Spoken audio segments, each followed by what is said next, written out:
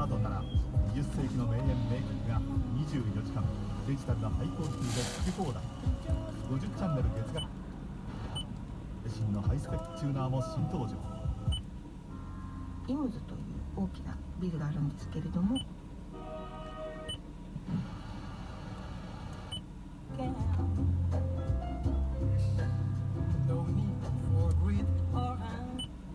.jp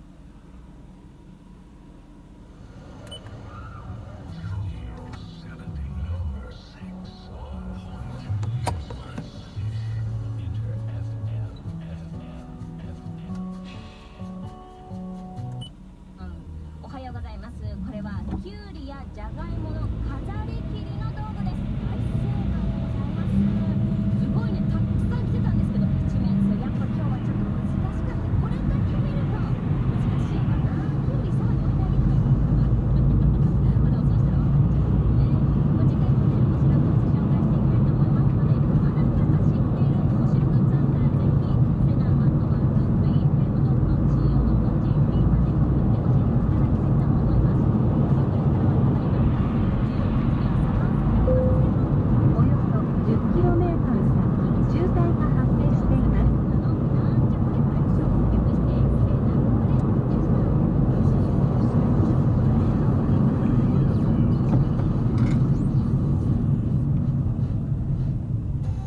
半年に一度のスペシャルフランス、柏高島屋ステーションモールスーパーシックスダイズは1月15日火曜日まで開催中。年末年始の暴飲暴食で体型がちょっと気になっている方いませんか？今日のベイモーニンググローリーではそんな方にぴったりのスポットをご紹介します。私もいい汗かいてきました。和田奈美香のベイモーニンググローリーはこの後8時からぜひ聞いてくださいね。チッチッ。